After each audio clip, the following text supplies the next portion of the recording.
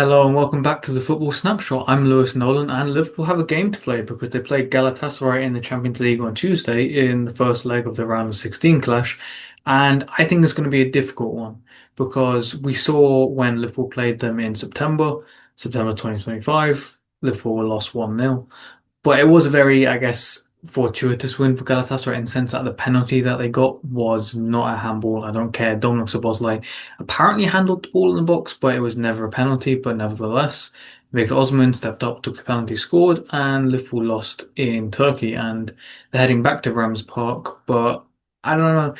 Liverpool they're in good form with, wins against Nottingham Forest, West Ham, most recently Wolves, but in between all that, there was a defeat against Wolves in the Premier League because Liverpool's last win was against Wolves in the FA Cup on Friday. But I guess I have a few concerns heading into the game on Tuesday against Galatasaray, based on what I thought, based on how I saw Liverpool perform recently. Because if we go back to say the Nottingham Forest game, 1-0 at the City Ground, Liverpool were awful. Liverpool should have lost, and they didn't play enough. I don't think they played well enough to earn a point, let alone a win, because Liverpool couldn't press. Liverpool couldn't escape their pressure when Nottingham Forest decided to press high. They couldn't create chances, and they relied on a last-minute winner. And look, I'll take a last-minute winner on Tuesday, but Liverpool could not create chances, and they were looked very, very open defensively. Against West Ham, they relied almost entirely on set pieces to create chances. And look, it was brilliant to score 5 goals, but how often are you going to score from 3 corners in a row against a single team? Not very often. Even Arsenal don't do that. And if Liverpool have to rely on corners to that extent against Galatasaray, maybe Van Dijk scores 3 times, but it's concerning. And then the both games against Wolves, to be honest, were quite uninspiring because Liverpool in the Premier League game against Wolves, both halves could barely create anything. Liverpool played far too slowly. The midfielders couldn't pass forward. The wingers struggled isolated. And Hugo Ekitike kept dropping deep too much where he should stay on the last line. And we saw, even though Cody Gakpo came in for Hugo Ekitike, even though Engamoa came in at left wing for Gakpo, because Gakpo was shifted up front, the first half against Wolves in the FA Cup on Friday was not good, and it was pretty much a repeat of what we saw in the Premier League game. And maybe the return of Florian Wirtz will help Liverpool because he plays a lot of final third passes. He keeps us in those areas, helps us sustain pressure. And when we are up being pressed, he is good at being the extra man, the spare man to help, escape pressure and, advance up the pitch. But we haven't even been that good attacking wise when Florian Wirtz is in the team. So it's not as if that I don't think he'll be revolutionary, but maybe we'll be able to combine more. Maybe we'll be able to set ourselves up to create chances more with him in the team because I want Florian Wirtz in the 11 and his return can only be a good thing. But yeah, the Galatasaray manager did say that he intends for his players to press really aggressively, press really high, and apply pressure even during goal kicks and on the goalkeeper. And with Alisson Becker out injured, seemingly a minor injury, it will mean that Mamardashvili comes into the 11. And I think Mamardashvili is better with his feet than people realise. But Liverpool always play it to his wrong foot because he's left-footed and they always play it to his right foot and it just never ends well. So we'll see what happens there. But in terms of things like team selection and whatever, there's a few issues because I know for a fact that Curtis Jones is not getting into the starting 11 and he deserves to based on how he's performed over the course of the season.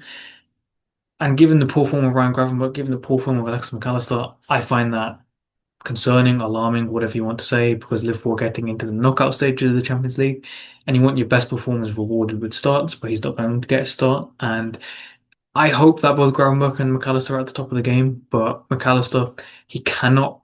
He's struggling really to be that middle phase influencer where he'd link well with the attack, he'd link well with defense. He's just that all round who can impact all phases of play.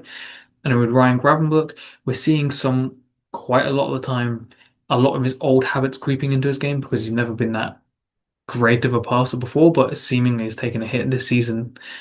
But defensively, look, he can win his defensive duels when he's actually engaged in them, but he can a lot of time fail to track a runner or things like that, where he should be marking someone, but either doesn't follow them or passes on the responsibility to someone else. And you saw that against West Ham.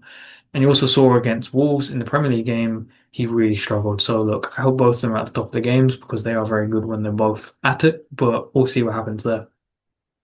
But there's also another question mark, especially in midfield because, or in the advanced role in midfield, because you'd assume that Florian Wirtz will play the number 10. But where does Dominic Szoboszlai play then if Florian Wirtz is playing in a central area? Because yes, I know that Arne Slot's spoken about right back options and saying that he could play Dominic Szoboszlai at right back. And I think that's what he's going to do. I think he's going to play Szoboszlai at right back, McAllister, Gravenberch double pivot, and Florian Wirtz is number 10. But we need pace and we need people who can actually run in behind because Mohamed Salah's a ball to feet player. Cody Gakpo's a ball to feet player. The way Hugo Ekitike is playing, he's a ball to feet player. Who's the player that runs in behind? I want that to be Jeremy Frimpong on the right wing. But seemingly Arne happy to play Dominic Szoboszlai at right back. And maybe it makes sense that Liverpool just trying to leave Turkey with a draw. Because if you take it back to Anfield and you either draw or you win, then you would assume that Liverpool are in a good position, they're in a strong position to go into the quarterfinals. But I would still rather Jeremy Frimpong play because look, he has issues defensively, but he has a game breaking quality, and that's his pace, that's his ability to go one versus one, and that can help Salah. That can help Salah on the right flank, and that can help him impact play more. But I do think it's going to be Dominic Szoboszlai right back, and that's a shame because we will miss his pressing from the front line because obviously Liverpool press in that 4-2-4 or 4-4-2 shape, and the number 10 is usually involved with the striker as the pressing unit up front. And having Dominic Szoboszlai there instead of Florian Wirtz can only be a helpful thing.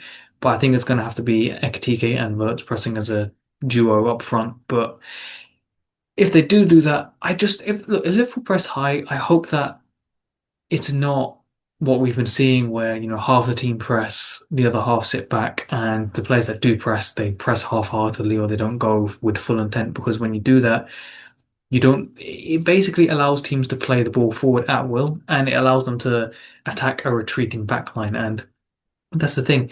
If you have a passive press, if you allow opponents time on the ball, they can get through your first and second lines and then they're at your backline immediately and then they're retreating into the penalty area.